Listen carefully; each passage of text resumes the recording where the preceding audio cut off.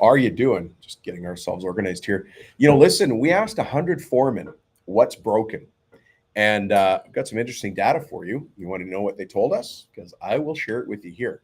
So, first of all, how did I get the information? How did I get the data? We got a little bit sneaky for sure, but we also just use the information that we get in our coaching meetings with other cabinet shops and woodwork shops when they're talking about the challenges they're having with the foreman or the foreman's having with them, and also something called exit interviews, which is the interview you do after somebody leaves. So a lot of that was part of the data, but we also went on the internet and we went into some online forums and we asked some questions there. Now, of course, when you're online, you have to be careful to filter things out for people asking and answering in wacky ways, but we do have ways to do that. And we tried to use the scientific method wherever we could. But from internal surveys, online posts, coaching meetings, and exit interviews, we asked 100 foremen what's broken, and here's what they told us. And all of this is why I want to train your foreman for you, because we've been studying this a lot. Here are the 8 common frustrations that we got from foremen and supervisors when we separated all of the comments and put them into themes or buckets. Okay, lack of support from upper management, poor communication, constant chaos and no planning. That one is pretty painful. Too much responsibility and not enough authority. Number 5, no training or leadership tools. Number 6, feeling trapped or burned out. Number 7, no work-life balance, just working all the time and not, still feeling they weren't getting ahead. And number 8, turnover and no respect from the crew. Now, those are difficult situations in any case, but this is why we lose our foremen. One of the challenges that I have and all of the coaches on my team have is we're working with owners. They're building their shop and they've got somebody to delegate to on the floor. And let's say his name is Fred, Foreman Fred. We delegate to Fred, and then out of the blue, Fred's like, "I quit," or I found another place to go work." And you're like, "What happened?" Now the schedule takes a hit. Now we've lost an important person on the team. And even more importantly, this is somebody you have a relationship with. Like, you probably like Fred, and you didn't want to see him fail. Or I should say it in the positive. I really wanted to see him succeed, but it didn't work. Why? Well, it comes back to those 8 things. Let me ask you as a test. Think about the last great person that you had as a leader on your team. Did he get support from you? Was it good communication? Was he always dealing with chaos and no planning? Was there too much responsibility without authority? Did he get trained on leadership or tools? Did he feel trapped and burnt out? Was there work-life balance, or did that sort of bleed over into his personal life? And was there turnover from his crew and not respect from his crew? And I say him, but foremen or supervisors can be men or women. But ask yourself those questions. That's why I want to train your foreman for you. If I can take it off your hands, that's my way of helping. That's my way of contributing to what we're all trying to do here, which is to grow our businesses. We can support lots of people with great employment. We can build beautiful things for people. I've said this before, and it's worth saying again, the things that we build, it's the last thing people see before they go to bed and the first thing they see when they wake up. So the work that we do is important. It has significance. But beyond that is what we do for the team that we're providing. It's one thing to say our schedule is packed. We're sold out until November. Our build schedule is out all the way for the end of the year. Well, that means something. It's pain, but it's also pleasure. The pain is we can't take any more work. The pleasure is to be able to say to your guys, "Don't worry, I got you covered. We know for sure you're going to be busy with work until November or December." Now, in the back room, when you and I are talking about the business, about profitability, about moving forward in the company, we can then worry about profitability, things like that. But that pride on our side is I got the crew covered. They know they're going to be working. And what that ultimately means is that they're going to be able to put food on the table for their family at Thanksgiving or at Christmas time or on New Year's Eve, right? Or maybe they want to buy a boat to go fishing this summer, right? So those things make us proud. But what comes along with that is, why do we work so hard for everybody else? But then we see failure right in front of us, in spite of us working so hard. And a lot of it has to do with you and me. We're not supporting the foreman properly. So I'm going to do my part. I'm going to support your foreman. I will train your foreman for you. If you want to be on the foreman training program, send me a text message. Just has to say foreman training. My cell phone number is 315-903-7853, and just text me foreman training. Let me tell you, one of the things that we put together as part of this it's a 6-part series, the training, and it's very well received. We've been running it for years. We actually stopped it for a little while. We went back and did all this survey work, and then we restarted it again. And one of the things that we learned is that we needed to have a real level set of expectations. What did things look like in the beginning? And what did things look like when we're done? The current Foreman training that started here just a couple of weeks ago has 26 companies in it. Yeah, there's 26 companies currently enrolled in Foreman/Supervisor 101 training. What does that tell you? 26. 26 companies have said, yeah, you know what? I think maybe we've done that in the past. We don't want to do it in the future. I want to support my crew lead, my foreman, my subassembly lead, my install foreman, my engineering lead, whatever it is. So anyways, we put together a couple of tools to really bring this together and bind it. One of the things that we did is we created something called the Foreman and Leadership Training Scorecard. Now, this scorecard is a framework, and that framework allows you to have a self-assessment between you and the foreman, right? Foreman can do one, you can do one, but it tells you what ground zero is and what we're working towards, right? And it's some pretty simple questions, but they have a massive impact, right? A massive impact. We already know the frustrations that people are leaving for. People are leaving. The frustrations. They're not getting support from upper management. There's poor communication, constant chaos, and no planning, right? So now think about this. This is actually a piece of the material from training, right? Asking the question, this is a worksheet. Everybody's doing their work. They've got a little bit of homework, not a ton, very simple. Asking the question, I understand how different crew members like to be led and talked to. What a simple question. But does your foreman know how different crew members like to be led and talked to? In our very first session of the foreman and supervisor training, we talked about the different personality styles that all of us have. There's 4 styles. Would you be surprised to know that one of those 4 styles is 43% of the population? And so that sounds great. You're like, okay, well, as long as I cover off that style, as long as I lead the way that kind of person wants to be led, I should be fine. Well, that 43% means there's another 60 something that still needs to be taken care of. But that 43% is a big number. So where's the balance? And how do you lead those people? Not everybody wants or needs to be led or taught or shown the same way, right? That's just question number 1 from the framework, or the Foreman and Leadership Training Scorecard framework. Here's another question in there. We hold people accountable using clear expectations.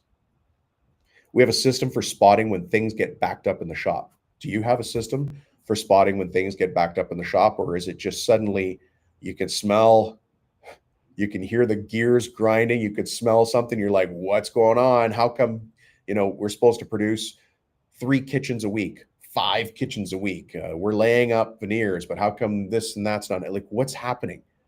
But you find out too late before you can make the changes, and now you've got a tough conversation with your customer, right? I won't go through all of the questions here. Number 6, though, ask yourself this. So what I want you to do is, on a scale of 1 to 10, ask yourself right now, scale of 1 to 10, where 0 is 0. That doesn't happen at all. 10 is, it happens every single time like clockwork. Like you go into the bathroom in the morning after you drink your prune juice, right? My team brings me solutions, not just problems. Where is your company on a scale of 0 to 10? 0, constipation. 10, prune juice. Like, where? That's a horrible analogy, right? My team brings me solutions, not just problems. Is your team a 0? They don't do that at all? Do they bring you solutions, or do they bring you problems? A 10 would be they bring you solutions. Ask yourself that. Now, if you're always dealing with fires, if you're always dealing with problems, then we have a challenge. It means we're reactive in the business. It means we're always back on our heels. We can never get ahead because we're always trying to catch up. That's what we're trying to overcome by training the foreman. Training the foreman is about training other leaders in the company, so you as the owner can take a step back, not to kick up your heels and have a fancy coffee. No, because you're a busy person. You want to move on to other things. Maybe you want to move on to estimating, fixing something in the estimating department, or you need to get out and meet different contractors, new contractors, right? Or you want to get out in the install field and make sure quality control is. Or yeah, maybe you just want to get out because you just bought a bigger boat that you want to tow to a prettier lake with a newer truck. That's okay too. But We have to have a team operating for us to be able to do that. So anyways, there's a number of these questions, number of these tools that we put in place in the foreman training. When we look through the actual data, I separated them into buckets, right? So what are the buckets? Common frustrations. The 100 foremen we talked to, one of them that came up was there's no support from upper management. But here's the actual quotes that we got back in our surveys. I get blamed when things go wrong, but no one tells me what the plan actually is. What have you heard from your foreman? Maybe leave that in the comments here so I can add it to the data, right? The other thing that we heard back, and this one actually came out a couple times, different words, but kind of the same thing. They expect me to lead, but I was never true. I'll read it exactly. They expect me to lead, but never trained me how. That's actually my own experience in moving into being a foreman or a supervisor. I don't think I even had a title. I was asked, "Hey, Dom, you want to run the crew?" And then I said, "Do I get a raise?" And then my boss said, "Yeah." And so I said, "Yeah, okay." That was my training. That was the entire conversation we had about my leadership journey on running that crew. I don't think I even got a title change, but I took it seriously. I tried to do my best. I'm sure I made a couple of people angry. It could have been so much better, right? And I was a kid at the time. It probably didn't have a big impact. The crew was like 3 of us. But how big is your crew? How much is the impact of not having an effective leader on the floor? Somebody who's running that crew safely so things get produced on time, high quality, so that we're not getting caught with problems. We don't have rework. We're not losing money on the floor. If you want to do anybody want to do a painful exercise with me? Think about the $100 exercise. It's just $100, right? But you're an owner. You own a cabinet shop, a millwork shop. Maybe you make closets or something else. Can you think of a place in your company right now where you're wasting $100? Maybe it's $100 in labor. Maybe it's $100 in profit. Whatever it is your company wasting $100? Well, you take that $100 and you multiply it by days. You think about how much money your company is wasting just by not plugging that leak. 25 grand right there over the course of a year. $100 times 250 days is $25,000. So we're not talking about something insignificant here. Aside from the fact that you love Foreman Fred, you promoted him because you like him. You promoted him because you respect him. You promoted him because he can do the job that needs to be done, probably better than anybody else. And yet he moves into that role as a foreman and suddenly he fails. Well, he's not used to failing. He doesn't want to fail. Interestingly, one of the things that we found in the data, and we were talking about this in the company, is one of the other, I'm just going to scroll down here. One of the other pieces of feedback. Yeah. One of the other pieces of feedback we got was a foreman are leaving you because they feel trapped or burned out. And I'll just give you the quotes that we got, some of the quotes. This job used to excite me. Now I'm just tired all the time. I'm one mistake away from snapping. Now, in the exit interviews that I've personally done with foremen who have left companies, one of the things I heard has more to do with the kitchen table than the bench they're working at. And here's why. You promoted a foreman. His name is Fred. He goes home and he tells his wife, "Hey, honey, I just got a raise. I'm the foreman now." Well, she's all excited. She's proud of her husband. She knows he's the greatest thing on the earth. The kids are happy. Everybody's happy.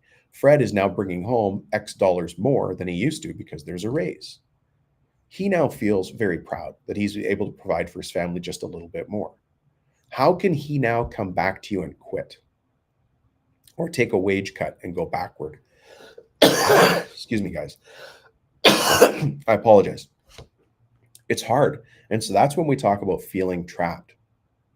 So now he has to stay in that position where he always feels like he's reactive. And he wants to do better. He wants to learn these new skills. But are you providing the training for him? That's why I said, I'll train your foreman for you. If I can remove any of the bottlenecks, maybe it's the foreman bottleneck. If you want to be in the training, just get in touch with me, right? At least to find out more information. It's called Foreman Training. That's what you should text me. Just text me the word Foreman Training. My cell phone number is 315-903-7853. There's 26 companies in the training right now as we speak. Our next class is Thursday, right? Now, you can't get in this class. It's totally full. But if you want to be on one in the future, let's talk about it. You just have to find out about it. That's it. Just send me a text, 315 903-7853 and say Foreman Training. These things that are happening in the business to your foreman don't have to happen. And think about what the company looks like after you have an effective foreman in place, right? Now you've got quality control, you've got safety, you've got the confidence to delegate off to somebody who's got the confidence to take it forward in the field. There's one of the things that people said is poor communication. Nobody talks to each other. I find out about changes after they happen. This is real foreman giving us feedback back. You might not call him a foreman, you might call him a supervisor or a lead hand or a charge hand, but craziness. This actually, here's another quote. I just looking at my notes here. The office makes decisions, but we're the ones stuck dealing with the fallout. It's a tough place to be. But again, I go back to the 1-4, which says, I'm stuck. I am stuck between a rock and a hard place. I feel trapped in this position. So at least let's train the guy or the gal, right? There's lots of women in leadership positions as well. We got to train them. You can't just throw somebody in and say, sink or swim. That's how I learned. Okay, great. You're a rock star. You're a hero. Everybody should be as great as you. They're not. They need support. And you're the leader of this business. You need to provide them that support.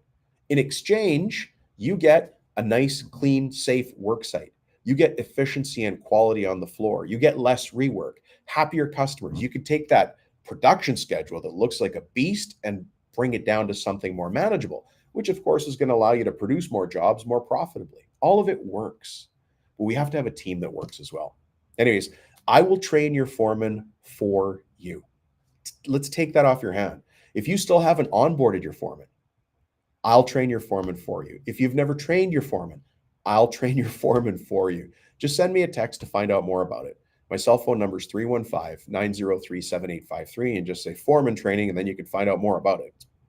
I can't make it any more straightforward. But we went and did the research, right? The 8 crazy reasons why your foreman is burning out.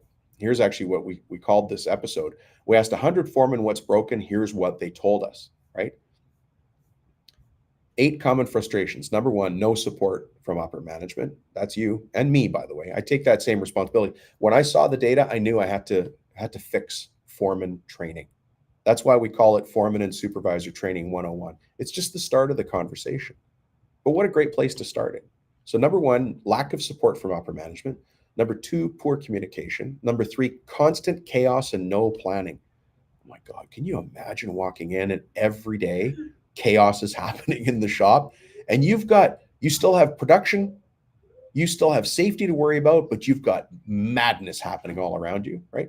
Number 4, too much responsibility, not enough authority. Number 5, no training or leadership tools. 6, I feel trapped or burned out. We just talked about that a second ago. 7, no work-life balance. And 8, turnover and no respect from the crew. Craziness. Those are the reasons, right? So if you want to fix that, if you want to have a solid team, there are tools to fix that. And I want to be one of those tools to fix that, right? So I'll train your foreman for you. Let me step in. We've got that famous line, blame Dom. Heck, I don't care. Blame Dom, right? I'll train your foreman for you. Now, the technical skills, how your machinery works, all that stuff is still going to be on you, but I'll train your foreman on leadership skills so you don't have to. Okay, anyways, send me a text if you're interested. I'd love to hear from you. We can have a chit chat whenever you like. Just say foreman training when you text me, and we'll wrap it up from there. I'll give you my cell phone one more time, 315-903-7853. All right. Thanks for checking in. We'll talk to you soon.